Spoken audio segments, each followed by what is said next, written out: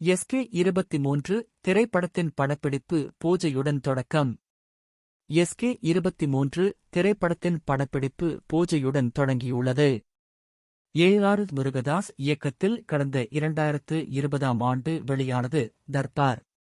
இப்படத்துக்குப் பிறகு 3 வருடங்களாக படங்களை இயக்காமல் இருந்த முருகதாஸ் தற்போது தனது புதிய படத்தை இயக்குகிறார்.